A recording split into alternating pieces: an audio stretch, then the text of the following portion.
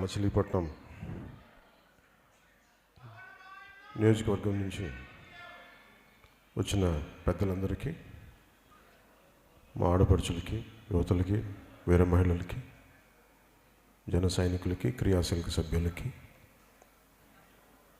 Janasena party తరపున నా తరపు నుంచి మీ అందరికీ నా హృదయపూర్వక నమస్కారాలు. ఆర్కే గారికి, బండ్రెడ్డి రాము గారికి మనస్ఫూర్తిగా నా హృదయపూర్వక నమస్కారాలు. ఇందాక మనోహర్ గారు మాట్లాడుతూ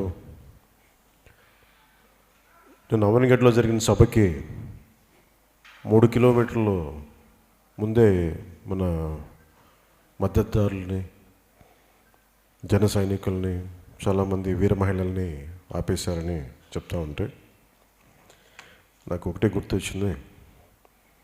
రాహువు పట్టిన పొట్టకు సెకండ్ అఖండమైన లోక బాంధవుడు లేకుండా పడతాడు. మూర్ఖుడు గడియారంలో ముళ్ళు కదలనీయకుంటే ధరాగమనం అంతటితో తల కింద అయిపోతుంది. కుటిలాత్మల కూటమికి ఒక త్రుటి కాలం జయం వస్తే విశ్వ సృష్టి పరిణామం విచ్ఛిన్నమవుతుంది. ధనుజులోకమేకంగా దారికడ్డంగా నిల్చుంటే నరజాతి ప్రస్థానం పరిసమాప్తం అవుతుంది.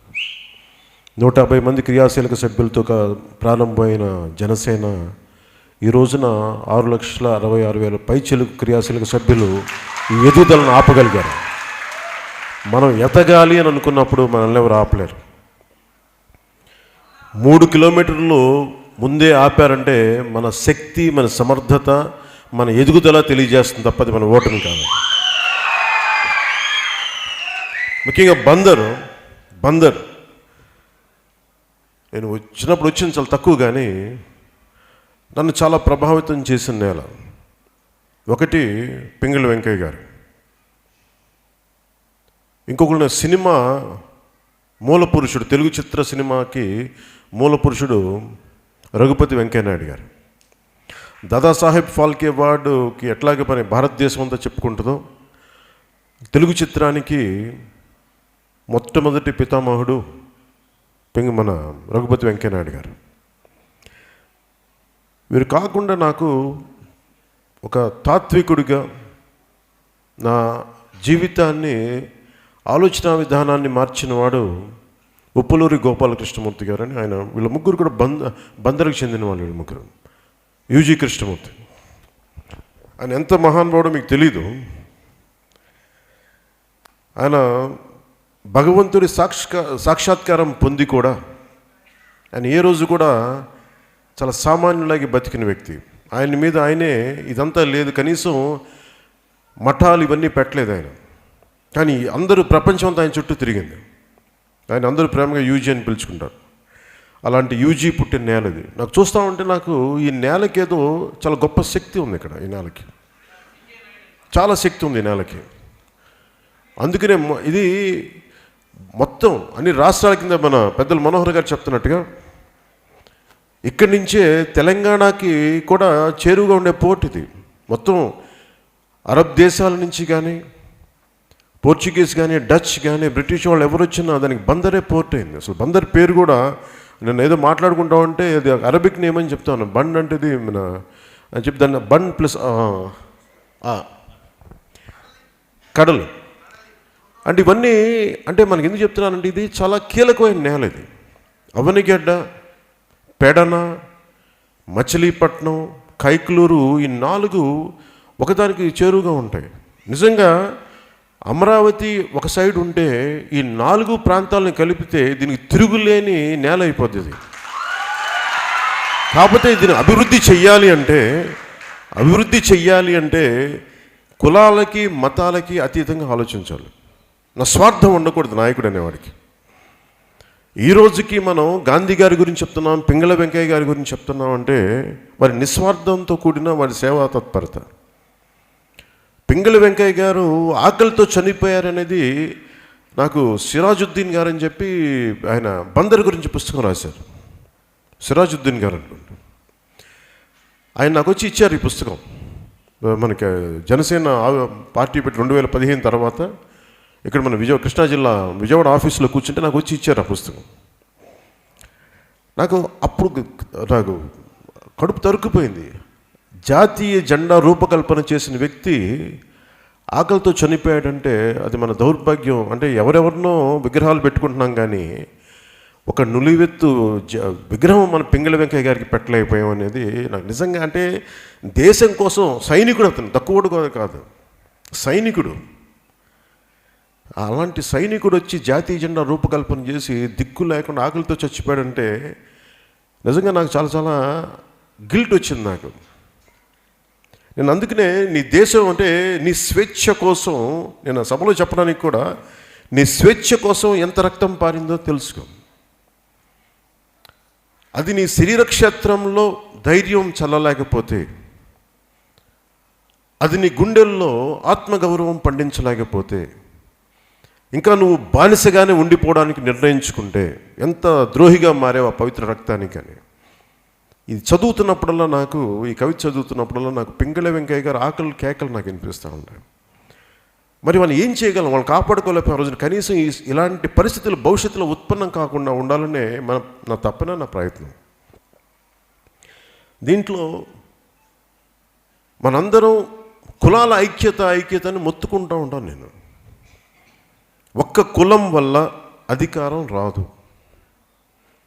అందరూ చెప్తారు, నేను చాలా ఓపెన్గా కులాల గురించి ఎందుకు మాట్లాడగలను, మతాల గురించి ఎందుకు మాట్లాడగలను అంటే, నేను ఒక సోషల్ డాక్టర్ లాగే చూస్తాను సమస్యని.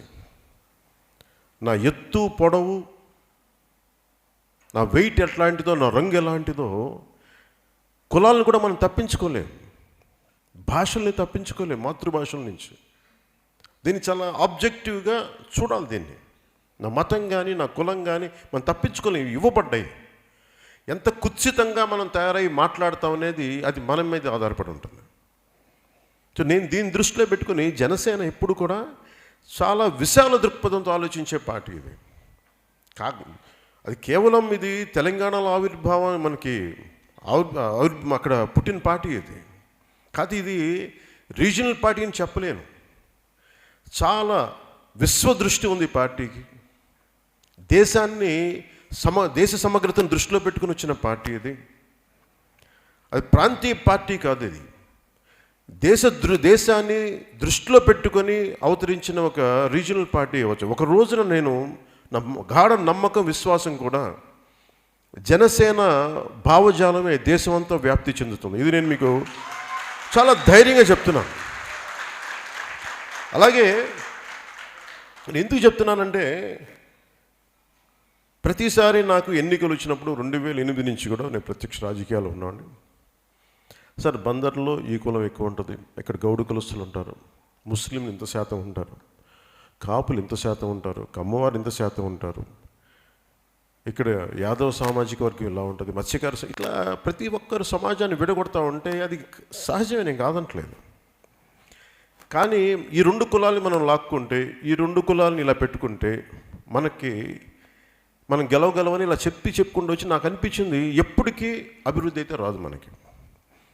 ఎందుకు రాదంటే, ఇప్పటికీ 3 ముఖ్యమంత్రుల కాలంలో రాజశేఖర రెడ్డి గారి దగ్గర నుంచి కరెంటు ముఖ్యమంత్రి దాకా 3 సార్లు బందర్ పోర్టు శంకుస్థాపన జరిగింది. 4,000 కాదు, 10,000 కోట్లు కాదు, ఇంకో 25,000 కోట్లు అని చెప్పండి. అది ఎప్పటికీ జరగదు. ఎందుకు జరగదంటే, మీరు వీటిని దాటిని రాజకీయం చేస్తేనే, కులాల్ని మతాల్ని దాటిన రాజకీయం చేస్తేనే అభివృద్ధి వెళ్తుంది. ఈరోజుకి దుబాయ్ లాంటి చోట, యునైటెడ్ అరబ్ ఎమిరేట్స్ లాంటి చోట 2/3 భారతీయులే ఉంటారు. అక్కడ ఒక ఇస్లామిక్ నేషన్కి కూడా మూల ఆర్థిక వ్యవస్థకి వెన్నెముక భారతీయుల శ్రమశక్తి, భారతీయుల రక్తం ధారపోస్తేనే దుబాయ్ కూడా అంత పారిశ్రామికంగా అంత అభివృద్ధి ఉంది. అంటే అన్నీ కలవాలి. అంటే గ్లోబల్ విలేజ్ అంటాం కదా, అందరం కలిస్తేనే ముందుకెళ్ళగలం. అలాగే నేను మాట్లాడుతున్నప్పుడు, కులం గురించి మాట్లాడుతున్నప్పుడు నేను నిర్మోహమాటంగా చెప్పగలను, నేను కాపు సామాజిక వర్గానికి చెందిన వ్యక్తి, నేను పుట్టాను దాంట్లో. నేను దాన్ని కాదనట్లేదు, నేను కాదనట్లా. కానీ ప్రాక్టికల్గా నేను చెప్పాలి అంటే, ఒక కాపు ఓట్ బ్యాంక్కి తీసుకుంటే ఎక్కడ ఎదుగుతాం? నిజంగా దేశ సమగ్రత గురించి ఆలోచించేవాడు కులం దగ్గర ఆగిపోతే కుల నాయకుడు అవుతాడు తప్ప దేశాన్ని కాంక్షించే దేశభక్తుడు అవ్వలేడు. నేను మన బందర్లో కూడా చెప్పిన, మన మచిలీపట్నం మీటింగ్లో కూడా చెప్పింది ఇదే. పుట్టడానికి కాపు కులంలో పుట్టిన ఇస్లాం గురించి గౌరవం ఉన్న వ్యక్తి, క్రిస్టియానిటీ మీద గౌరవం ఉన్న వ్యక్తి, అన్ని కులాలను సమదృష్టితో చూడగలిగే వ్యక్తి కాపు కులంలో పుడితే అది మీరు ఆనందించాలి. కానీ నువ్వు మా కోసమే పని చేయాలని కొద్దిమంది గళాలకి నేను ఏం సమాధానం చెప్పగలను? నాకు నిజంగా బాధేస్తుంది. మీరు ఎందుకు, నేను ఇంత విశాల దృక్పథంతో ఆలోచిస్తున్నప్పుడు ఎందుకు నన్ను కేవలం ఒక కులానికి అంటగట్టి నన్ను కుల నాయకుని ఎందుకు చేస్తారని నాకు బాధ కలుగుతుంది. ఎందుకంటే పరిస్థితులు మారుతూ ఉంటాయి. అంటే నేను ఎందుకు చాలా కులాల ఐక్యత అని ఎందుకు మాట్లాడతాను? రెండోది, మత ప్రస్తావన లేని మన రాజ్యాన్ని చూడాలని ఎందుకు అనుకుంటున్నానంటే, వీటి గురించి మాట్లాడాలి, ఇవి జరగకూడదు అనుకున్నప్పుడు నిర్మోహమాటంగా వీటిని చాలా ఆబ్జెక్టివ్గా పరిశీలించాలి. వీటి నుంచి పారిపోండి నేను. ఎందుకంటే మనం పారిపోయే కొద్దీ అదేదో మనలో ఒక లోపల స్వార్థం ఉన్నట్టుగా, లేదంటే కనిపించింది లోపల దాక్కున్నది ఏదో ఒక భావన. అందుకే నాకు ఇబ్బంది లేకుండా మాట్లాడగలను. నా వ్యక్తిగత జీవితంలో కూడా ఎక్కడ సహజంగా జరిగితే స్నేహాలు జరిగినాయి తప్ప నేను కులాలను వెతుక్కొని స్నేహం చేయలేదు. నేను నిజంగా కులాలను వెతుక్కునే స్నేహాలు చేయలేము. అట్లా గుణం బట్టి, సమర్థతను బట్టి, ప్రతిభని బట్టి. ఈ రోజున మీరు చూడండి, ప్రతి డిపార్ట్మెంట్లో కూడా 70% ఒక పార్టీకైనా వర్గీయులైనా ఉండాలి, లేదా మా సామాజిక వర్గం ఉండాలి చెప్పి ఈరోజున వైసీపీ కీలకమైన పదవులని ఒక కులంతో నింపేస్తే వ్యవస్థలు బతుకుతాయా? సోషల్ ట్రస్ట్ అనేది ఉంటుందా? మా కులం లేకపోతే మాకు న్యాయం జరగదని చెప్పి ఒకటి చేసిన తప్పుకి అన్ని కులాలు కూడా మిగతా కులాలు నమ్మటం మానేశాం. అభివృద్ధి జరగాలి అంటే కులాల్ని దాటి ఆలోచించకపోతే ముందుకు అడుగేయగలం. ఆ రోజు కాపులను కూడా నేను అడిగింది రాజమండ్రిలో ఒక 3 సంవత్సరాల క్రితం, కాపుల్ని రాజకీయాల్లో పెద్దన్న పాత్ర వహించమని చెప్పాను. దానికి కారణం ఏంటంటే, మీరు అత్యధిక శాతం ఉన్నారు ఇక్కడ కాపు సామాజిక వర్గం రాష్ట్రంలో. పెద్ద మనసుతో కనుక మీరు దూరదృష్టితో చూడగలిగితే ఆంధ్రప్రదేశ్ అభివృద్ధికి చాలా బలమైన పాదముద్ర వేసిన వాళ్ళు అవుతారు, అన్ని కులాలని తీసుకోగలిగితే. నేను చాలా విశాల దృష్టితో ఆలోచించేవాడిని. అంతేగాని అలాగే ఎందుకు ద్వేషం ఉండాలి ఇంకో కులం మీద? ఒక కులం ఎక్కువ, ఒక కులం తక్కువ అని మనం ఎట్లా అనుకుంటాం? ఒక చేతి వేళ్ళే సమానంగా ఉండవు. అలా చెప్పి 2 కలిసి ఉండటం లేదు కదా, కలిసే ఉంటున్నాయి కదా అన్నీ. అలాగే సమాజం కూడా అంతే కదా, ఎక్కడ పారిపోతాం మనందరం? నా స్నేహితులు అందరూ అన్ని కులాలకు సంబంధించిన వాళ్ళు ఉన్నారు. చిన్నప్పుడు నేను స్కూల్లో చదువుకున్నప్పుడు నా దగ్గర నాకు తెలియదు, కులాలు కూడా తెలియదు. ఇమాన్యుయల్ కులం ఏంటో నాకు తెలియదు, ధనరాజ్ కులం ఏంటో నాకు తెలియదు. తర్వాత నాకు పెద్దగా నాకు అర్థమైంది, ఓహో వీళ్ళు ఈ మధ్యన అర్థం అవుతుంది, వీళ్ళందరూ మనకి నా స్నేహితులందరూ ఎస్సీలని. లేదు ఇంకో కూర్చోబెట్టుకుని ఇంకో స్నేహితుడు వాసు అనే ఆ వ్యక్తి నాకు గౌడు కులుస్తాడు, ఈ మధ్యన అర్థమవుతుంది. ఒకసారి వెనక్కి చూసుకుంటే చిన్నప్పుడు పెరిగినప్పుడు ఎప్పుడు ఆలోచన లేదు, ఇప్పుడు ఎందుకు ఉండాలని నేను కోరుకుంటున్నాను. వెనకబాటుతనం, సామాజిక వెనకబాటుతనం, దాన్ని ఎలా మనకి రాజ్యాంగం ఇచ్చిన విధానాల ద్వారా ఎలా దాన్ని సామాజిక వెనకబాటుతనాన్ని ఎలా మనం తగ్గించగలం, దీని మీద దృష్టిలో ఉంటుంది. కానీ నేను వ్యక్తిగతంగా ఏ రోజు కూడా కులానికి గౌరవిస్తాను తప్ప కులం ఒక్కటే ఉండాలని, నా కులం ఒక్కటే ఉండాలని కోరుకునే వ్యక్తిని కాదు. ఫస్ట్ ఈ భావన ప్రజల్లో అందరికీ తీసుకెళ్ళండి. జనసేన అనేది ఒక కులానికి సంబంధించింది కాదు, అందరికీ సమస్త భారతావనికి సంబంధించిందని మీరు మనస్ఫూర్తిగా మీరు తెలియజేయండి. నేను ముఖ్యంగా కులాలకు సంబంధించి బహుజన్ సమాజ్ పార్టీ కానీ, ఎందుకు కులాలు పనిచేయమంటానికి బహుజన్ సమాజ్ పార్టీ ఉంది. 2 అంశాలని బహుజన్ సమాజ్ పార్టీ నుంచి నేర్చుకోవాలి. ఒకటి, 4 ఎలక్షన్లు కష్టపడ్డారు. అంటే 20 సంవత్సరాలు కష్టపడితే ఫైనల్గా మాయావతి గారు ముఖ్యమంత్రి అయ్యారు. 20 సంవత్సరాలు పట్టింది. 5 ఎలక్షన్లు, ఉప ఎన్నికలతో సహా 5-6 ఎలక్షన్లు 15-20 సంవత్సరాల్లో కొట్లాడితే కానీ ఆ పార్టీని స్థాపించలేకపోయారు. లేడికి లేచిందే పరుగన్నట్టుగా పార్టీ పెట్టగానే ముఖ్యమంత్రి అయిపోవాలని అంత అవివేకం కానీ అంత పిచ్చి ఆలోచన కానీ నాకు లేదు. 1980లో ఎన్టీ రామారావు గారు ఒక్కరికి ఆ రోజున పరిస్థితి జరిగింది. ఆ పరిస్థితులు ఇంకెవరికి జరగవు. ఆ పరిస్థితులు వేరు, చాలా విభిన్నమైన పరిస్థితులు. నేను ఎందుకు పెట్టాల్సి వచ్చింది పార్టీ అంటే, ప్రజలకి సంబంధం లేని పాలనా వ్యవహారాల్లో ఎమ్మెల్యేలు ఎంపీలు తీసుకున్న నిర్ణయాలకి ఆంధ్రులందరూ బాధపడితే, ఇందులో ప్రజలకు ఎక్కడ సంబంధం లేదు కానీ చెడ్డ పేరు ఆంధ్రులకు వచ్చింది. ఆంధ్రులు నాయకులు చేసిన తప్పులకి ఆంధ్రుల జాతి అన్ని కులాలు దెబ్బతింటే రాష్ట్రం కోల్పోయాం. ఈ రోజున రాజధాని లేదు, కంచి లేని చేనులాగా రాజధాని లేని ఆంధ్రప్రదేశ్ అయిపోయింది ఈ రోజున. రాజధాని అంటే ఎక్కడని చెప్పుకుంటాం? 3 చోట్లని చెప్పుకోవాలంటామా? అంటే కొన్ని విధానాలు ఎందుకు మాట్లాడాలంటే మీరు చాలా స్పష్టత ఉండాలి ఇందులో. నేను ఒక మాట మాట్లాడినప్పుడు చాలా చాలా లోతుగా అధ్యయనం చేసే మాట్లాడతాను. గొడవ పెట్టుకుంటే కూడా నేను లక్షలాది మంది ఉన్నారని నేను గొడవ పెట్టుకోను. నేను ఒక్కడనే నిలబడతానా లేదనే దమ్ముందా లేదని దృష్టితో పెట్టుకొని గొడవ పెట్టుకుంటాను. గొడవ పెట్టుకుంటాను. అలాగే ఒక పార్టీని ముందుకు తీసుకెళ్లే విధానంలో నేను చాలా వ్యూహరచన చేయాల్సి వస్తుంది. ఆ వ్యూహరచనలో భాగంగా నేను ఎప్పుడు కూడా కుత్సితమైన ఆలోచనలు నాకు లేవు. సమగ్ర దృష్టి ఉంటుంది, హోలిస్టిక్గా చూడగలను. అని దీంట్లో ఎక్కువ మంది ప్రజలు లబ్ధి పొందుతారా లేదా, కులాల ఘర్షణలు తగ్గుతాయా లేదా మతాల మధ్య సామరస్యం ఉంటుందా లేదా, అన్ని వర్గాల ప్రజలకి బెనిఫిట్ ఉంటుందా లేదా అని ఆలోచించే నిర్ణయం తీసుకుంటాం. ఇవన్నీ తీసుకున్నప్పుడు కూడా నాకు ఒకటే అనిపిస్తుంది, దీన్ని ఎలా కమ్యూనికేట్ చేయాలంటే అందరూ కూడా ఏదైతే గెలుస్తుందో దాని మీద వెళ్ళిపోతారు, కానీ ఏదైతే సరైందో దాన్ని వెనక్కి వెళ్ళరు. నేనేంటంటే ఇది రాష్ట్రానికి సరైన నిర్ణయం తీసుకుంటాను. నేను క్యాపిటల్ గురించి కూడా మాట్లాడినప్పుడు పాలసీ పరంగా విభేదించాను తెలుగుదేశంతో. 2 అంశాల్లో చాలా బలంగా విభేదించాను. 35,000 ఎకరాలు అవసరం లేదు రాజధాని. ఎందుకంటే నా భయం ఏంటంటే, ఒక నానుడు ఉంది కదా, రాత్రికి రాత్రి రోమ్ సామ్రాజ్యాన్ని నిర్మించలేదని. బేసిక్ దాని నుంచే తీసుకుందాం. రాత్రికి రాత్రి మనకి హైదరాబాద్ లాంటి రాజధాని నిర్మించలేం, అంచెలంచెలుగా ఎదగాలి. ఇది నా ఆలోచన విధానం. కానీ 30,000 ఎకరాలు తీసుకుంటే దాంట్లో మొట్టమొదటిసారి దాంతో విభేదించాల్సి వచ్చింది. అలాగే ఇన్ని మాటలు పడ్డాం, రాజకీయ నాయకులు మాట్లాడేశారు. ఈ రోజున ఆందోళన చెప్పి మనం ఇప్పుడు దాకా మన తన్ని తగలేస్తే హైదరాబాద్ నుంచి రాజధాని లేకుండా అయిపోతుంది. ఈ రోజుకి మనం కొట్టుకుంటా ఉన్నాం. హైదరాబాద్ బాగానే ఉంది, అభివృద్ధి బాగానే ఉంది. ఉద్యోగులు అక్కడ నివాసంలో ఉండి అక్కడి నుంచి వచ్చేయాల్సి వచ్చింది.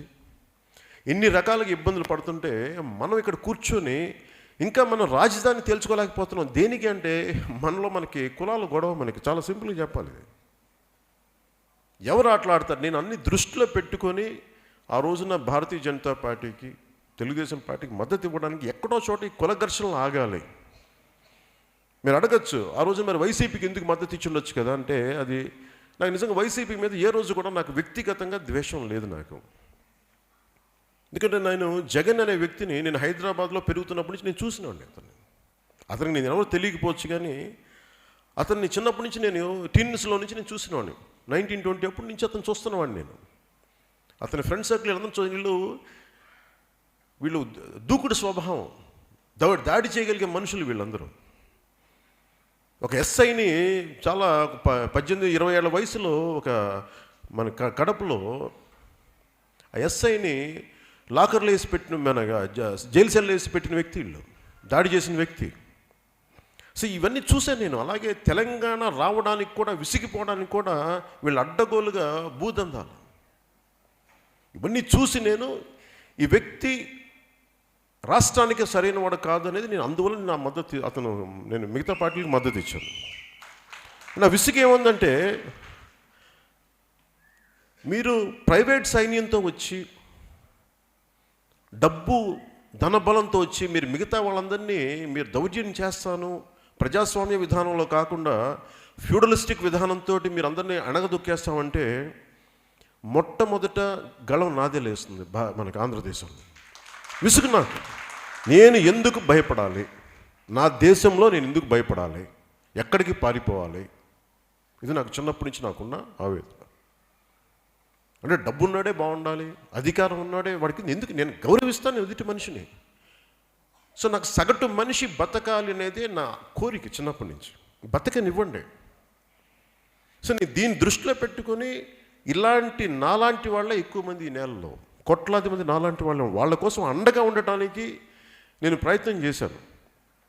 ఇందాక బీఎస్పీ ఇది ఎందుకు చెప్పానంటే, మీకు కేవలం సామాజిక వెనుకబాటుతనం వల్ల దళితులు, బహుజనులు అధికారంలోకి రావాలి, మిగతా వాళ్ళకి ఇప్పుడు దాకా మనకి యాంటీ బ్రాహ్మిన్ కాస్ట్, అది యాంటీ బ్రాహ్మిన్ పార్టీ. అది అంటే బ్రాహ్మణులు కనిపిస్తే ద్వేషించమని చెప్పిన పార్టీ అది. ఈ పరిస్థితుల్లో కాలం ఎంత గొప్పది అంటే, మీరు సమగ్రంగా ఆలోచించకపోతే 20 సంవత్సరాలు, 25 సంవత్సరాలు, 30 సంవత్సరాల తర్వాత, కాలం తిరిగిన తర్వాత ఏ బ్రాహ్మణులనైతే ద్వేషించారో, ఏ యూపీ బ్రాహ్మిన్స్ని అయితే ద్వేషించారో, వాళ్ళతో పోరాటం పెట్టుకున్నారో, తిరిగి వాళ్ళతోనే జత కలిశారు బీఎస్పీ. అప్పుడు మళ్ళీ ముఖ్యమంత్రి అయింది మాయావతి గారు.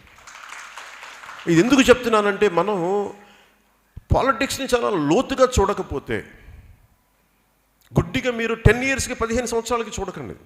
చాలా లోతైన దృష్టి ఉండాలి. అలాగే తెలంగాణ కోసమే పుట్టిన పార్టీ ఇది, మాకు వేరే వాటితో సంబంధం లేదు, మా నేలే అని చెప్పిన తెలంగాణ రాష్ట్ర సమితి పార్టీ దశాబ్దం కూడా కాలేదు, అది భారత రాష్ట్ర సమితి అయిపోయింది.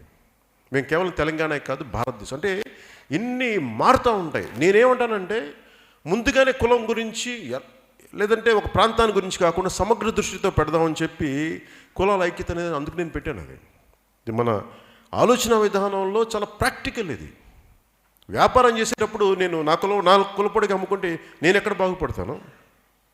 వ్యాపారం చేసేటప్పుడు చూడడం. చాలాసార్లు నా దగ్గరికి వచ్చి కొంతమంది కులం గురించి మాట్లాడుతుంటే, మీ అల్లుడు ఎవరని చెప్పాను.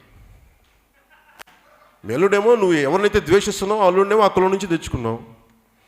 ఇంకొకరు కూర్చొని ఇంకోటి మాట్లాడుతుంటే, మీ కోడలనేమో మీరు కూర్చోబెట్టి ఎస్సీ సామాజిక వర్గం నుంచి మీ కోడలను తెచ్చుకున్నారు, ఎస్టీ సామాజిక వర్గం నుంచేమో మీ పెద్దలను తెచ్చుకున్నారు, ఇంకొక సామాజిక వర్గం నుంచి మీ బీసీని తెచ్చుకున్నారు. మీరేంటండి కులం గురించి మాట్లాడతారు? మీకు అర్హత లేదు. ఎందుకంటే మీరు ప్రాక్టికల్గా మీకే సాధ్యం కాని కాడికి రాజకీయాలు నాకు ఎలా సాధ్యపడుతుందండి? దయచేసి ఆలోచించని చెప్పి, వ్యక్తిగతంగా ఒక న్యాయమును, బయటకు ఒక న్యాయం. నేను సినిమా చేస్తాను. సినిమా చేసేటప్పుడు నా కులం వాళ్ళతో చేయాలంటే నేను సినిమా ఎక్కడ చేయగలను? షూటింగ్ కూడా చేయలేను రోజు. ఇవన్నీ నేను ఎందుకు పడుతున్నానంటే, ఆంధ్రప్రదేశ్ సర్వనాశనం అయిపోద్ది కులాల గురించి మాట్లాడుతాను నేను అనేది. కులం తాలూకు ఔన్నత్యాన్ని నేను తగ్గించమని నేను ఎక్కడ చెప్పను. కులాలు మార్చాలి. మనమే అనుకుంటే ముందుకు వెళ్ళలేము. మనతో పాటు అందరూ అనుకుంటేనే ముందుకెళ్ళగలం. దీన్ని దృష్టిలో పెట్టుకుని, అలాగే నేను భారతీయ జనతా పార్టీ ముఖ్యంగా దారి పొడుగుతూ ఇక్కడ నాకు సిరాజుద్దీన్ గారు నాకు ఆ పుస్తకం ఇచ్చారు కాబట్టి ముఖ్యంగా నేను ముస్లిం సమాజాన్ని కూడా ప్రస్తావించాల్సి వస్తుంది. ఇక్కడ నేను సనాతన ధర్మాన్ని చాలా బలంగా నమ్ముతాను. సనాతన ధర్మం అంటే ఇది కేవలం ఒక మతానికి చెందింది ఈ నేలని కాదు, సర్వ మతాలని ఆదరించే నేల అనేది. ఇది సనాతన ధర్మం. ఎందుకంటే ఇప్పుడు నేను ఒకసారి ఎక్కడ నమాజ్ వినిపిస్తూ ఉంటే కాకినాడలో మాట్లాడుతున్నాను, ఇట్లాగా ఆపేసి ఆ నమాజ్ అయిపోయే వరకు నేను మాట్లాడాల. ఈ సంస్కారం నాకు ఎవరు నేర్పించారు? నాకు ఈ సంస్కారం, ఈ ధర్మం నాకు ఎవరు నేర్పించారు? నేను సాధన అంటే నాకు నేను పుట్టిన ఈ నేల నేర్పించింది నాకు ఆ గుణం. అందుకని నేను అలాగే మరి అలాంటి సనాతన ధర్మాన్ని 10 మంది మాట్లాడుతూ ఉంటే ఒకసారి నేను బలంగా మాట్లాడతాను. అంతేగాని నేను కేవలం ఒక మతానికి సంబంధించిన వ్యక్తిని కాదు. నేను సర్వ మతాలని గౌరవించేవాడిని. నా మతాన్ని నేను గౌరవించేవాడిని. నా మతాన్ని ఆరాధిస్తాను, ఎదుటి మతాలని గౌరవిస్తాను. ఇది నేను ఇట్లా ఆలోచించుకుంటా ప్రతీదీ చాలా క్షుణ్ణంగా లోతుకు తీసుకెళ్లే వ్యక్తిని. అంతేగాని నేను కూర్చోబెట్టి కేవలం మన పార్టీ గెలవాలి అనుకున్నప్పుడు, అలాగే ఈ రోజున టీడీపీ కూడా మనం ముందుకెళ్ళాలి, వ్యతిరేక ఓటు చీలనివ్వను అనే పదం మాట్లాడటానికి కూడా దానికి కారణం కూడా ఏంటంటే, ఇందాక పెద్దలు మనోహర్ గారు మాట్లాడుతూ మన ప్రెసిడెంట్ గారు నిర్ణయం తీసుకుంటారంటే, నేను చెప్పేది ఇప్పుడు నా నిర్ణయం నేను ఎప్పుడు చెప్పను. ప్రజల నిర్ణయమే నా నిర్ణయం. ఎందుకు కూడా చెప్తున్నానంటే, నాకు ముందు లేదు. ప్రజలు బాగుండాలి, రాష్ట్రం బాగుండాలని ఆలోచించాను. కానీ ముఖ్యంగా మనకి ఈ లోకల్ బాడీస్ అప్పుడు నాకు సంబంధం లేకుండా ప్రతి ఒక్కళ్ళు స్థానికంగా పంచాయతీల్లో ఈ ఎస్టాబ్లిష్డ్ మన రూలింగ్ పార్టీకి, వైసీపీకి యాంటీగా క్షేత్రస్థాయిలో గ్రామాల్లో జనసేన కార్యకర్తలు, తెలుగుదేశం నాయకులు అందరూ కలిసిపోయి చేస్తూ ఉంటే నాకు అనిపించింది ఏం జరుగుతుందని అడిగాను. మనం ఎవరు ఇన్స్ట్రక్షన్ ఇవ్వలో ఏం జరుగుతుందంటే, స్థానిక పరిస్థితులకు ఎవరికి వాళ్ళు ముందుకు వెళ్ళిపోతున్నారు సార్ అని చెప్పాను నాకు. సో నేను కొంచెం అధ్యయనం చేసిన తర్వాత ఒకటి అనిపించింది నాకు, ఏ పార్టీ కూడా వైసీపీతో సహా నా శత్రువులు, నా ప్రత్యర్థులు కాదు వాళ్ళు. వాళ్ళ ఆలోచన విధానాన్ని నేను ఖండిస్తాను తప్ప వాళ్ళు ఎవరు నాకు శత్రువులు కాదు. ఇంక్లూడింగ్ జగన్తో సహా నా శత్రువు కాదు అతను. నేను విభేదించే వ్యక్తి, ఒక ప్రత్యర్థి, ఒక రాజకీయ ప్రత్యర్థి తప్ప వ్యక్తిగతంగా నాకు ఆయనతో విభేదాలు లేవు. అధికారం ఇచ్చిన తర్వాత నువ్వు అందరినీ చావగొడతానంటే మేము చేతులు కట్టుకుని కూర్చోం, మేము ఎదురు తిరుగుతాం, బలంగా ఎదురు తిరుగుతాం, దాని అనుమానం లేకుండా ఎదురు తిరుగుతాం. అంటే నాకేముంటుందంటే, నేను ఒక ప్రభుత్వ ఉద్యోగి కొడుకుని, నా జీవితంలో ఒక 5,000 రూపాయలు వస్తే చాలా అత్యంత అద్భుతం జరుగుతుంది అనుకున్నా. ఆ రోజు నుంచి ఈ రోజు భగవంతుని ఇక్కడ దాకా తీసుకొచ్చాడు, ఒక పార్టీ పెట్టే స్థాయి తీసుకొచ్చాడు. నాకు 3 తరాల నుంచి రాజకీయాల్లో ఉన్న వాళ్ళ కుటుంబానికే ఇన్ని వేల కోట్లు ఉండి, ఇంత ప్రైవేట్ సైన్యం ఉండి వాళ్ళు ఎదుర్కోవడం అంటే సామాన్యమైన విషయం కాదు. ఇది ఎలా ఎదుర్కోగలం అంటే purely on moral high ground అంటుంది. అంటే నీ నైతిక నిష్పత్తి ఎంత, నీ నైతిక బలం ఎంత, దాని మీద ఆధారపడే పోరాటం చేస్తాం. ఈ రోజున జనసేన మీద చెయ్యి వెయ్యాలి అని ప్రభుత్వం వెయ్యాలని ఎందుకు ఆలోచిస్తుందంటే ఎంత తిరగబడతామో తెలుసు. దానికి డబ్బుకు సంబంధం లేదండి. రాజకీయ అనుభవంతో ఎంత పోరాటం చేయగలరు. పోరాట శక్తి ఎక్కడి నుంచి వస్తుంది? పోరాట శక్తి ఎక్కడి నుంచి వస్తుంది? నీ నైతిక బలం నుంచే నీకు వస్తుంది. నీ నైతిక బలం నుంచే నీకు పుడుతుంది. ఇదే నేలలో నేషనల్ కాలేజ్ కోసం గాంధీ గారు వచ్చారు. చిన్న కల్లాయి గుడ్డ కట్టుకొని ఒక కర్ర పెట్టుకొని వచ్చిన వ్యక్తి 250 ఏళ్ళ బ్రిటిష్ వాళ్ళని ఎలా తరివేశాడు అంటే కేవలం నీకు ద సోల్ ఫోర్స్ అంటాం. అంటే నిజంగా నీ ఆత్మ బలం ఎంత బలంగా ఉండాలంటే రవి అస్తమించిన సామ్రాజ్యాన్ని తిరిగి పంపించేయగల సమర్థత ఉంది అంటే అంతమందిని ప్రభావితం చేశాడు నాయకుడు అనేవాడు గాంధీజీ. అందుకని మనం భయపడాల్సిన అవసరం లేదు. నిజంగా నీకు ఆత్మబలమే ఉంటే, నాకు కొండంత ఆత్మబలం ఉంది. నాకు అంటే వైసీపీని ఎదుర్కోవడానికి నాకు ఇబ్బంది లేదు. అలాగే వాళ్ళు నేను బాధపడుతూ ఉన్నారు పాపం, నేను సన్నాసులు అన్నానని చెప్పి. అంటే నాకు వాళ్ళని బాధ పెట్టాలని లేదు. సన్నాసి అంటే తప్పు కూడా కాదు, అది ఏమీ లేనివాడని అర్థం. అంటే ఇంకా అంటే నేను నన్ను తిట్టిన తిట్ల కంటే కూడా ఈ తిట్లు పెద్దది కాదు. కాబట్టి మేబీ ఒకవేళ సన్నాసి అనే మాటకి వాళ్ళు కనుక బాధపడితే భవిష్యత్తులో సన్నాసి అనే పదాన్ని నేను మాట్లాడకుండా ఉండడానికి మీ ప్రవర్తన ఉంటే మటు ఖచ్చితంగా నేను సన్నాసి అనే పదాన్ని నేను కూడా ఉపసంహరించుకుంటాను. కాకపోతే ప్రవర్తన నాకు అనిపించాలి. మీరు కూడా హుందాగా మాట్లాడితే నిజంగా ఈ మధ్య నేను తిట్టడం మానేశాను. నిజంగా తిట్టాలనిపించట్లా. ఎందుకు తిట్టాలనిపించట్లా మీరు ఆలోచించాలి. ఎలాగ ఓడిపోయే వాళ్ళ గురించి మనం తిడతామా? కొండ అంచులకు వెళ్ళిపోయి పడిపోతున్న వాళ్ళ గురించి మనం జాలి పడతాం కదా. ఐసీయూలో ఉన్న వాళ్ళని చూసి కక్ష పెట్టి ఊపాం కదా, పాపం జాలి పడతాం. మన వైసీపీని చూసి అలాగే జాలి పడాలి. అందుకని సార్ నాకు ఓకే, మరి భవిష్యత్తు ఎలా చేయాలి, భవిష్యత్తుని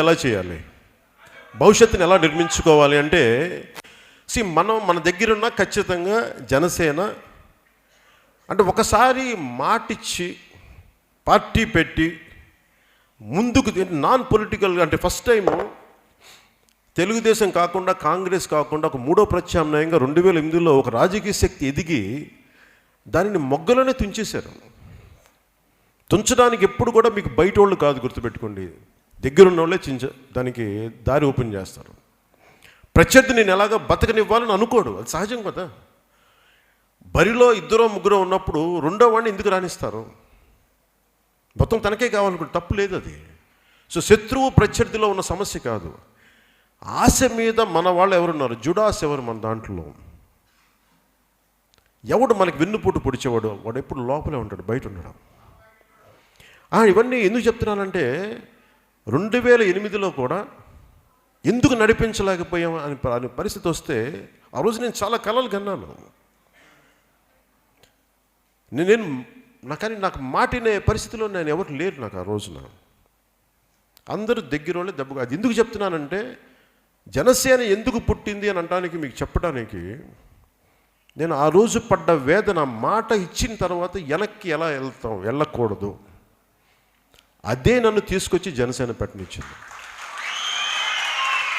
కానీ నీ కోసం నేను రోడ్డు మీదకి వచ్చి చొక్కాలు చించుకొని పనిచేస్తే అలా ఎలాగనడానికి దీనికి చాలా మొండితనం కావాలి. గెలుస్తాం ఓడిపోతాం కదా, మొండితనమే ఉండాలి రాజకీయాల్లో. నేను అనుకున్నాను ఇంక ఈ పొరపాటు నేను బతికుండగా నా కంఠంలో ప్రాణం ఉండగా జరగదు. కానీ సమయం కోసం వెయిట్ చేశాను, జనసేన పెట్టాను.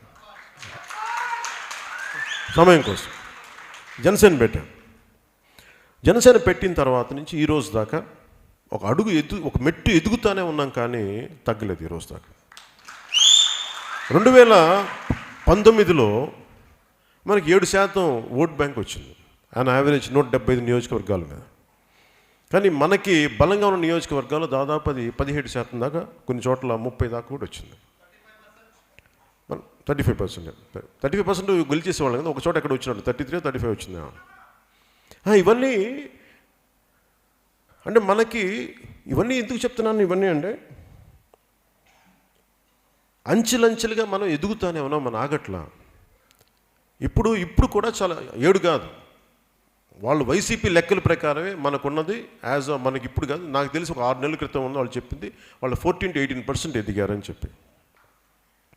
నేను చెప్పేది ఒక 8 నెలల క్రితం విషయం. యావరేజ్ 175 నియోజకవర్గాలకు యావరేజ్ చేస్తే అంటే మనం ఖచ్చితంగా కొన్ని బలమైన నియోజకవర్గాల్లో మనం గెలిచే సత్తా ఉందనేది మనం చూపించాం. అధికారంలోకి వస్తామా లేదా ఇంకా మనకు తెలియదు. నాకైతే అధికారంలో అంచెలంచెలుగా రాగలం తప్ప ఒకేసారి అయితే రాలేదు. ఎందుకంటే చాలామంది న్యూట్రల్ ఓటర్స్ మన వైపు తిరగాలి అంటే మనం ఇంకా చాలా పని చేయాలి. నిన్న చెప్పినట్టు కూడా జగన్ని కూడా రాత్రికి రాత్రి జనం ఏం నమ్మలేదు. వైఎస్ రాజశేఖర రెడ్డి గారు కొడుకుని చెప్పి గుడ్డిగా నమ్మేలా. అతను పాదయాత్రలు చేశాడు, దశాబ్దం పరీక్షించారు జనం కూడా. దశాబ్దం పరీక్షించిన తర్వాతే నమ్మి పోనీ మాకు బిడ్డ దేవుళ్ళ అనిపిస్తున్నాడు అంటే, అఫ్కోర్స్ అతను దెయ్యమై పట్టి పీడిస్తున్నాడు అనుకున్నది, అది వేరే విషయం. ఇది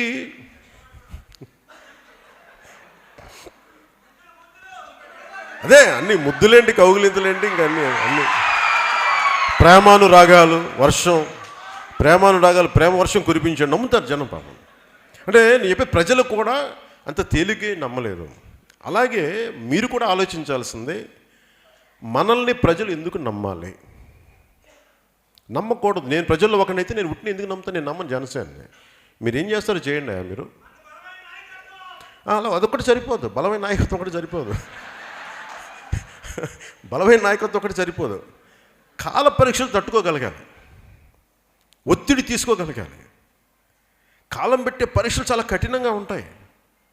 ఒక కుటుంబాన్ని, ఒక కుటుంబ పెద్ద మొయ్యడమే కష్టమైన ఇన్ని కోట్ల కుటుంబాలని ఒక పార్టీ కుటుంబ పెద్దలాగా వ్యవహరిస్తుంటానికి జనం భవిష్యత్తు, బిడ్డల భవిష్యత్తు మీ మీద పెట్టాలంటే నువ్వు ఏం చేస్తావో చెప్పు. డబ్బులు ఉన్నప్పుడు నాకు ఇన్ని ప్రలోభాలు ఉంటాయి ఖచ్చితంగా రాజకీయాల్లో. మీకు ఇన్ని వేల కోట్లు ఇచ్చేస్తామని వచ్చే అంశాలు కూడా నాకు ఎవరెవరి ద్వారా వినిపిస్తూ ఉంటాయి. నాకు దగ్గరికి వచ్చి ఎవరు చెప్పరు కానీ డైరెక్ట్గా వినిపిస్తూ ఉంటాయి. అట్లా కాకుండా నేనే నమ్ముతానంటే ఏం చేసుకుంటాను మీ డబ్బులతోటి? నేను 10,000 కాదు, 25,000 కోట్లు ఇచ్చిన గుండెల్లో పెట్టుకున్న ప్రేమకి నేను ఎంత విలువ కట్టగలను? 25,000 కోట్లకి ఎక్కడ ఆశపడతాను మనం? అందుకు నేను డబ్బు మీద నాకు వ్యామోహం లేదు. నేను ఎందుకు చాలామంది ఎవరిని కూడా ఎందుకు అడగనంటే, సినిమా కూడా ఎందుకు చేయాల్సిన అవసరం పడింది అంటే ఇంకెవరిని యాచించకుండా ఉండడానికి. అట్లీస్ట్ ఒక పార్టీ బిల్డింగ్, కొద్దిమంది వ్యవహారం నడపడానికి నా డబ్బు కావాలి నా దగ్గర. అందుకని సినిమా అవసరం ఉంది. కానీ నిజంగా నాకు సినిమాల మీద డబ్బే లేకపోతే నేను సినిమాలు కూడా ఈ క్షణం వదిలేయడం నేను సిద్ధంగా ఉన్నాను. అంటే భవిష్యత్తులో అది కూడా జరుగుతుందని మనస్ఫూర్తిగా నేను నమ్ముతున్నాను. ఎంత భవిష్యత్తులో నాకు తెలియట్లా, సమీప భవిష్యత్తు, కొంచెం సమీప భవిష్యత్తు నాకు తెలియట్లా, దూర భవిష్యత్తు అయితే చెప్పట్లేదు, కొంచెం అటు ఇంకొంచెం అటు అంతే. ఇది నేను పెట్టుకుంది. ఇంకా మనం ఎందుకు చెప్తాం, అలాగే మీరు దాటి వెళ్ళండి. మీరు భవిష్యత్తుని మీరు దృష్టిలో పెట్టుకో. ఆంధ్రప్రదేశ్ భవిష్యత్తుని దృష్టిలో పెట్టుకోండి. మనం ఎంత బలవంతులం అంటే మనం లేకపోతే రాజకీయ అస్థిరత వచ్చేస్తుంది ఆంధ్రప్రదేశ్లో. నాకు అలాగే భారతీయ జనతా పార్టీ తోటి మీరు పెట్టుకున్నారని చెప్పి చాలాసార్లు మన నాన్ బీజేపీ సపోర్టర్స్ చాలామంది ఉంటారు. నేనంటే ఇష్టం ఉండి మీరు బీజేపీతో పెట్టుకోవడం మాకు ఇష్టం లేదన్న, అది తెలంగాణలో ఉంది, ఇక్కడ ఉంది. కానీ నేను వాళ్ళందరూ చెప్పేది ఏంటంటే, భారతీయ జనతా పార్టీ గోవాలో కూడా ప్రభుత్వం స్థాపించింది. అక్కడ క్రిస్టియానిటీ ఎక్కువ, 50% 60% క్రిస్టియన్ మతం తీసుకున్న జనమే ఉంటారు. బట్ స్టిల్ వాళ్ళే ప్రభుత్వం స్థాపించారు. అలాగే రైట్ ఆఫ్టర్ రైట్ అని చెప్పి ఎంజే అక్బర్ టెలిగ్రాఫ్ ఎడిటర్ అనుకుంటాను, 97లో 93లోనే ఇప్పుడు పుస్తకం రాశాడు. అది నేను చిన్నప్పుడు చాలా కులాల గురించి అవగాహన చేసుకోవడానికి ఆ పుస్తకం చాలా హెల్ప్ అయింది నాకు. ఆ పుస్తకం నిండా ఎక్కడో ప్రొవిన్షియల్ ఆర్మ్డ్ కానిస్టేబుల్ అని చెప్పి ఉత్తరప్రదేశ్ సంబంధించిన పోలీస్ మీద అక్కడున్న ఈ హిందుత్వ గ్రూప్స్ మీద ఆయన మాట్లాడుతూ పెట్టి అని డైరెక్ట్ బీజేపీని తిడుతున్నారు, ఆయన విమర్శించారు. కొన్ని సంవత్సరాల తర్వాత, ఒక దశాబ్దాలు 2 దశాబ్దాల తర్వాత ఆయన భారతీయ జనతా పార్టీ రాజ్యసభ మెంబర్ అయ్యాడు. ఆయన అంటే పాలిటిక్స్లో ఎవరు ఎందుకు ఎప్పుడు మారుతారో తెలీదు. నాకు ఒకసారి అనాలనిపించింది, ఆ రోజు నీ పుస్తకం చూసి నేను పూర్తిగా నమ్మేసి నేను అనవసరంగా నేను తిట్టేసి ఉంటే, నువ్వు తిట్టావని చెప్పి నేను దూరంగా ఉంటే నువ్వు వెళ్ళి కలిసిపోయే వాళ్ళతో అనేది అనిపించేస్తుంది. అందుకని నేను ఎవరిని కూడా ప్రత్యర్థులుగా శత్రువులుగా ప్రకటించను. ఎవరిని ఏదైనా సరే ఒక అలయన్స్ కానీ ఒక స్నేహం కానీ ప్రజలకు ఉపయోగపడేలాగా ఉంటే ముందుకు తీసుకెళ్తాను. ప్రజలకి అవరోధం అయితే వెనక్కి తీసుకుంటాం, అంతే తప్ప దాంట్లో ఎక్కడా కూడా ప్రజలకు సంబంధించిన లెక్కే ఉంటుంది తప్ప వ్యక్తిగతంగా అయితే లెక్క ఉండదు. నా వ్యక్తిగతంగా ఒక పదవిని ఆశించను, ప్రజల అభివృద్ధిని ఆలోచిస్తాను తప్ప నాకు అంతమించి వేరే ఆలోచన ఉండదు నాకు. సో భవిష్యత్తులో మనం ఏం చేయాలి? 24 ఎన్నికలు వస్తూ ఉన్నాయి. ఇది ప్రజలు కోరుకున్న అలయన్స్, నేను కోరుకున్న అలయన్స్ కాదు, ప్రజలు కోరుకున్న అలయన్స్. మనకు ఖచ్చితంగా బలమైన సీట్లు వస్తాయి, అనుమానం లేదు. కానీ ప్రభుత్వాన్ని స్థాపించగలమా లేదా ఒంటరిగా వెళ్తే, అది సందేహం నాకు. అది సందేహం, అలాగా సందేహం. అది ఇప్పుడు కాదు నేను చెప్పేది నేను చెప్పేది ప్రీ అలయన్స్ గురించి మాట్లాడుతున్నాను. తెలుగుదేశం అలయన్స్ లేని సంగతి మాట్లాడుతున్నాను. ఒంటరికి వెళ్తే ఏం జరుగుద్ది అనేది. ఖచ్చితంగా కొన్ని బలమైన సీట్లు వస్తాయి, అసెంబ్లీలో గళం వినిపించగలం. కానీ ప్రభుత్వాన్ని స్థాపించే పరిస్థితి ఉంటుందా లేదా సందేహం, ఎందుకంటే ఇంకా మనకి సరిపోట్ల. అలాగనే ఆంధ్రప్రదేశ్కి మనం ఎంతసేపు రోడ్ల మీద కొట్లాడే పార్టీలా ఉండిపోతాం తప్ప, మిగతా పార్టీలకు ఓట్లేసి మన దగ్గరికి వచ్చి మన సమస్యను పరిష్కారం చేయమంటే, జగన్కి ఓట్లేసి అన్న మా పరిష్కారం, ఇప్పుడు డిఎస్సి యువత అంతా ఉన్నారు, నిరుద్యోగ యువత, వాళ్ళు ఖచ్చితంగా జగన్కి ఓటేశారు కదా, కానీ సమస్య వచ్చేటప్పటికి జనసేన చెప్పుకుంటారు. అలా ఉండిపోకూడదు. ఇంకా భవిష్యత్తు చాలు. ఒక దశాబ్దం కష్టపడ్డాం మనం, ఒక దశాబ్దం నలిగాం. పార్టీని చాలా కింద స్థాయి నుంచి నిర్మాణం చేయాలి అనుకున్నప్పుడు మనకి లోకల్ బాడీస్ హెల్ప్ అయినాయి. అలాగే భవిష్యత్తులో ఆంధ్రప్రదేశ్ అసెంబ్లీలో జనసేన పాదముద్ర, చాలా బలమైన పాదముద్ర ఉండాలి. రాజకీయాల్లో వాళ్ళు వైసీపీ వాళ్ళు చేసినట్టుగా తొడలు కొట్టుకుంటూ సింహం సింగిల్గా వస్తే, గుర్రం గుంపులుగా వస్తే, ఇవన్నీ మాకు తెలియదు. మేము యానిమల్ జంతువులు ఎన్నికలైతే అవి మాట్లాడుకుంటాం, మాకు సంబంధం లేదమ్మా. నేను మనుషులు, అవి జంతువుల అసెంబ్లీ అయితే మీరు చూసుకోండి. అవన్నీ ఓనర్ పెడుతున్నట్టు, గురకలు పెడుతున్నట్టు అవి మీరు చూసుకోండి. మేము రాజకీయాల్లో వ్యూహాలే ఉంటాయి, రాజకీయాల్లో వ్యూహాలే ఉంటాయి. అవసరమైనప్పుడు కలుస్తాం. Cooperation and confrontation is a part of democracy. సహకరించడం, సహకారం, సంఘర్షణ రెండు పక్క పక్కనే ఉంటాయి. అవసరమైనప్పుడు సహకారం అందిస్తాం, ప్రజలకు ఆమోదయోగ్యం కానిప్పుడు దాన్ని సంఘర్షణ రూపంలో తీసుకెళ్తాం. ఇప్పుడు 2024 ఎన్నికలు సహకరించుకోవాల్సిన పరిస్థితులు, కోఆపరేషన్. దేని కోఆపరేట్ చేసుకోవాలి? ఒకళ్ళనొకళ్ళు ఆంధ్రప్రదేశ్ భవిష్యత్తు కోసం. ఈ భవిష్యత్తు భాగంలో జనసేన ఎదుగుతుంది, తెలుగుదేశం స్థిరపడుతుంది. ఇంకెవ్వరు రావాలనుకున్నా ఖచ్చితంగా వస్తే మనస్ఫూర్తిగా ఆహ్వానిస్తాం, ఎక్సెప్ట్ వైఎస్ఆర్సీపీ.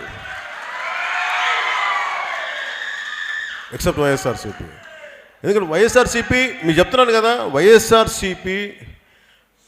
వైఎస్ఆర్సీపీలో ఉండే నాయకులు చాలామంది భవిష్యత్తులో మీ దగ్గరికి వచ్చి మళ్ళీ మీరందరి గురించి నా దగ్గరికి చెప్తాను, కొంచెం వాళ్ళు ఏం చేయొద్దని చెప్తాను. ఎందుకంటే మనకి నన్ను 2014లో ఓడిపోతే ఒక నాయకుడు వచ్చి మా బిడ్డ పెళ్ళికి రా అంటే నేను వచ్చినోడిని కదా. అంటే నాకు మనుషులు నా వాళ్ళు అనుకుంటాను. నా శత్రువుని కూడా ద్వేషిస్తే చాలాసార్లు నా ప్రత్యర్థులను చాలా అకారణంగా ద్వేషించినా కానీ నాకు వాళ్ళు కనిపించగానే నవ్వుతూ నమస్కారం చేస్తాను. నాకు అనిపించింది ఏంటో మరి లోపల. అలాగే భవిష్యత్తులో కూడా మీకు వైసీపీ వాళ్ళు మీ దగ్గరికి వచ్చి మీ జనసేన కొంచెం చెప్పే మీ వాళ్ళకి కొంచెం మమ్మల్ని బయట ఇవ్వమనంటే మనమే బయట ఆద్దాం, ఖచ్చితంగా బయట ఆద్దాం. కాదు, ఈ లోపు కోరుకునేది మీరు చెప్పాల్సింది ఏంటంటే మరి ఎక్కువ ఆగడాలు చేయకండి. ఎందుకంటే 6 నెలలు మీరు ఎలాగ పోబోతున్నారు, ఓడిపోతున్నారు మీరు. అందుకని మీరు కొంచెం పద్ధతిగా ఉంటే మాకు రేపు పొద్దున సేవ్ ఉంటుంది. లేదన్నా మన కోసం ఏం అనలేదు, కొంచెం చెయ్యనంటే మేము చేసి పెడదాం, ఖచ్చితంగా చేసి పెడదాం. కానీ అలా కాదు మేము ఇలాగే చేస్తామంటే అప్పుడు నాకు తెలియదు. అది మిగతా వాళ్ళు కూడా ఉంటారు కదా, మరి వాళ్ళు ఎలా ఊహిస్తారు ఆలోచిస్తారు నాకు తెలియదు. నా తరపున అయితే నేను ఆలోచించను. అందుకని వైసీపీ వాళ్ళు కూడా చెప్పండి. సో భవిష్యత్తులో మన బందర్కి సంబంధించి మచిలీపట్నం, అవనిగడ్డ, కైకులూరు, పెడన ఈ 4 చతుర్ముఖ నగరాలుగా తీర్చిదిద్దాం. హైదరాబాద్లో ట్విన్ సిటీస్ ఉన్నాయి. ఇప్పుడు సైబరాబాద్ కలిసేది 3 అయినాయి, త్రిముఖ నగరాలైనవి. మనం మటుకు దీన్ని ఒక చతుర్ముఖ వ్యూహం ఇక్కడ పెడతాం. దీన్ని చాలా బలంగా, ఇంత తీర ప్రాంతం ఉంది, ఇంత అభివృద్ధి ఉంది, రత్నాలు ముత్యాలు ఇక్కడి నుంచి వెళ్ళినాయి, సిల్క్ కానీ స్పైసెస్ కానీ ఇక్కడి నుంచి బందర్ పోర్ట్ నుంచి వెళ్ళినాయి. అందుకని మనం దీన్ని చాలా బలంగా తీసుకెళ్దాం. మీకోసం చిత్తశుద్ధిగా పనిచేసేవాడు కావాలి. నేను ఇంకొక 20 సంవత్సరాలు పని చేయగలను. కానీ నిన్న సభలో చెప్పినట్టుగా వల్లభాయ్ పటేల్ గారిని అడిగారంట, మీరు ఒక రాష్ట్రం విడిపోతుంటే, బెంగాల్ రాష్ట్రం విడిపోతుంటే అంత పోరాటం చేసిన వాళ్ళు ఎందుకు మీరు దేశం పాకిస్తాన్ ఇండియాగా విభజిస్తుంటే మీరు ఎందుకు పోరాటాలు చేయలేదంటే, ఒకటి మాకు వయసు అయిపోయింది, జైలులో ఉండిపోయాం, పెద్దవాళ్ళం అయిపోయాం, శక్తి సరిపోవట్లా. దాంతోపాటు యువ నాయకత్వాన్ని మేము, అంత పోరాట పట్టి ఉన్న యువ నాయకత్వాన్ని మేము ముందుకు గుర్తించలేకపోయాం. అదే అని చెప్పింది. నేను ఈరోజు వచ్చి మాట్లాడతాను అంటే మీరు క్రియాశీల కార్యకర్తలు, నాయకులు, భవిష్యత్తుని మీరు కాబట్టి మీకు ఎందుకు చెప్తున్నానంటే, మీలో 25 ఏళ్ళు ఉన్నవాళ్ళు ఉండొచ్చు.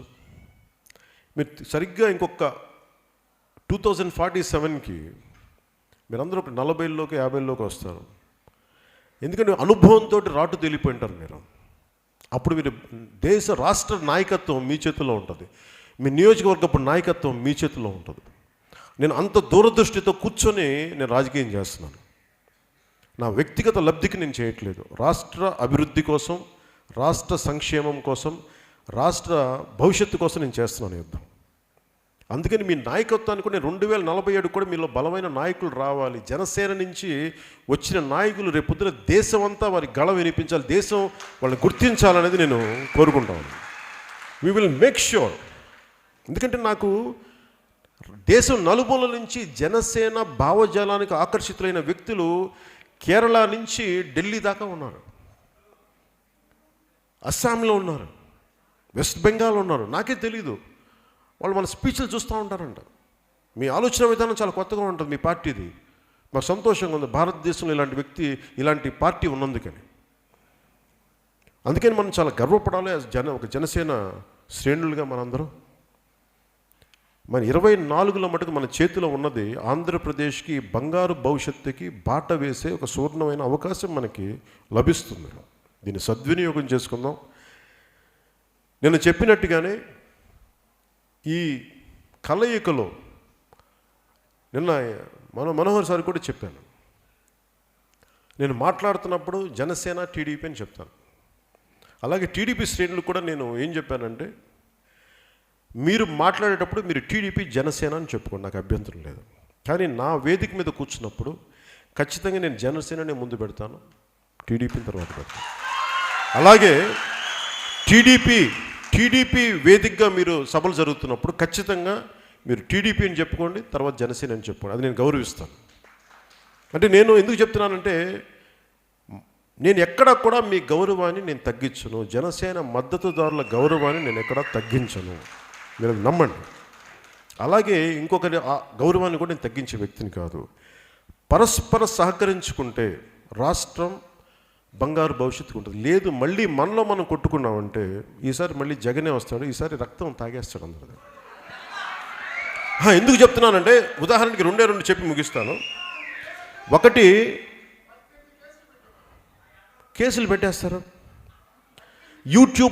యూట్యూబర్లో ఒక మాట చెప్తే చంపేస్తారు. వాడు ఇష్టం వచ్చిన నోటికి వచ్చినట్టు తిట్టచ్చు.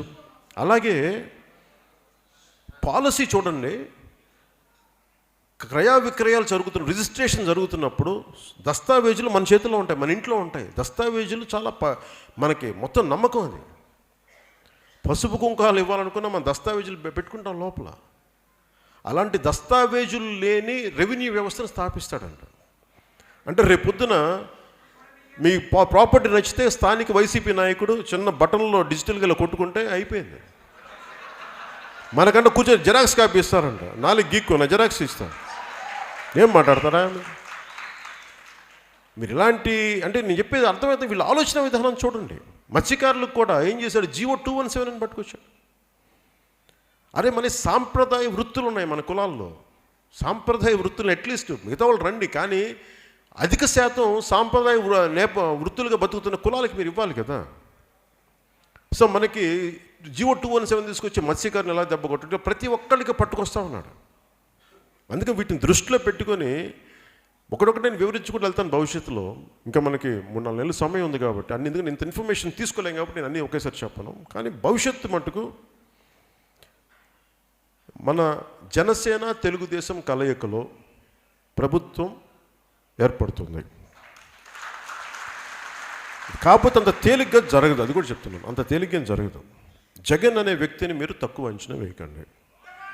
26 లక్షల మంది పైచిలుకు ఓటర్లు, అది ఫాల్స్ ఓటర్స్, దొంగోట్లు, 26 లక్షల పైకి దొంగోట్లు అంటే వేశారు. అంటే మీరు అందుకని అక్కడి నుంచి చూడాలి మనం. ఎందుకంటే రాజ్యాధికారానికి వాళ్ళు డ్రాక్యులా లాగా రక్తం మరిగారు. రాజ్యాధికారం రక్తాన్ని మరిగారు. వాళ్ళు రక్త పింజర్లా తయారయ్యారు. వాళ్ళకి అందుకని మనం చాలా కష్టపడాలి వాళ్ళతో యుద్ధం చేయాలంటే.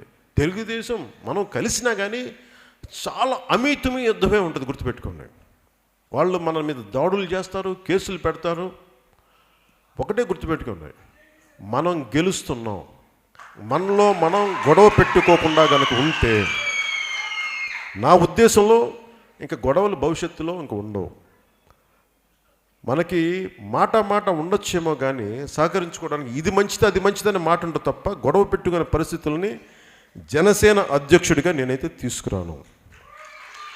ఎన్ని ఇబ్బందులు ఉన్నా సరే డెమోక్రసీలో డైలాగ్ ఇస్ కీ కాబట్టి నేను డైలాగ్ మనకి కూర్చోబెట్టి మాట ద్వారానే సమస్యలకి పరిష్కారం తీసుకొద్దాం. అందుకని భవిష్యత్తులో ఈ కలయికలో పవన్ కళ్యాణ్ అనే వ్యక్తి ముఖ్యమంత్రి అవుతాడా లేదా అనేది, పవన్ కళ్యాణ్ అనే వ్యక్తి ముఖ్యమంత్రి అవుతాడా లేదా, ఒక నిమిషం, పవన్ కళ్యాణ్ అనే వ్యక్తి ముఖ్యమంత్రి అవుతాడా లేదా అనేది మన గెలుపు నిష్పత్తిని బట్టి ఉంటుంది, మన మెజారిటీలను బట్టి ఉంటుంది, మన స్థాయిని బట్టి ఉంటుంది. అది మీరు ఆలోచించండి. అలాగే ఒక నాయకుల యొక్క 4 దశాబ్దాలున్న పార్టీ తాలూకు అనుభవాన్ని కూడా మీరు తక్కువ అంచనా వేయకండి. తెలుగుదేశం నాయకులు ఈ రోజున పాపం ప్రతికూల పరిస్థితులు ఉన్నారు కదా అని చెప్పి దయచేసి వారిని తక్కువ అంచనా వేయకండి. దయచేసి తక్కువ అంచనా వేయకండి. ఏ పార్టీని కూడా తక్కువ అంచనా.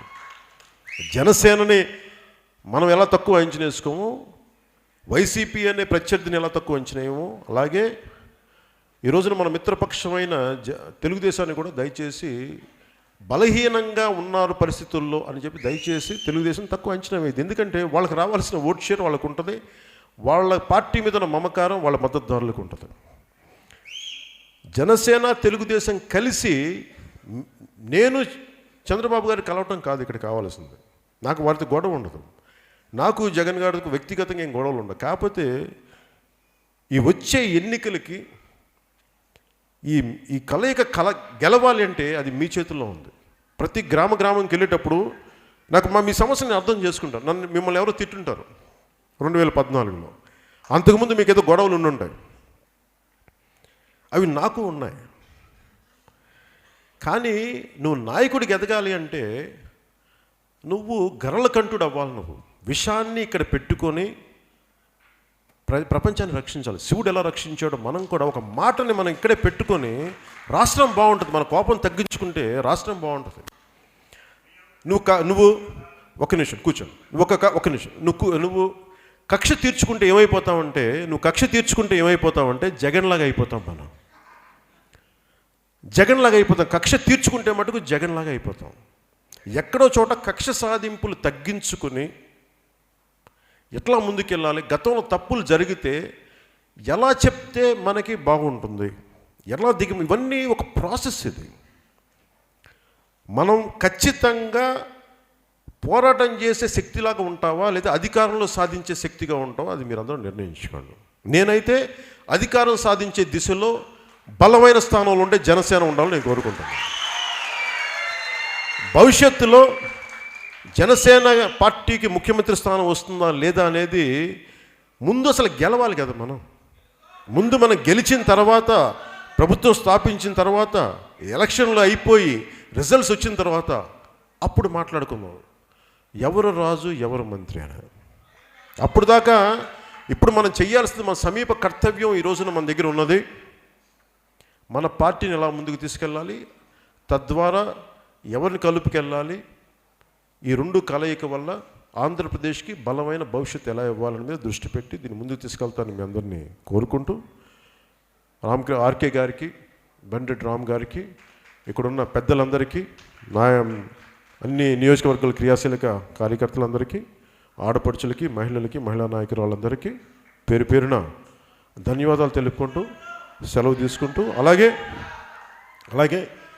మీలో ఏదైనా సరే మీరు ఏదైనా వ్యక్తిగతంగా నాకు ఏదైనా చెప్పుకోవాలి ఇలాంటి పరిస్థితులు ఉన్నప్పుడు మన నాయకులతో చెప్పి నా దగ్గరికి తీసుకొస్తే, అది మిగతా స్థాయిలో ఇక్కడ అవ్వలేనప్పుడు ఒకసారి ఆ మాటగా కూడా మీరు ఎవరు లేచారు ఇక్కడ ప్రత్యేకించి మిమ్మల్ని పిలిపించి మీ ఇష్యూస్ ఏమని ఖచ్చితంగా వాటిని నేను కూర్చొని హ్యాండిల్ చేస్తాను తెలియజేసుకుంటూ సెలవు తీసుకున్నాను. జై జనసేన, జై హింద్.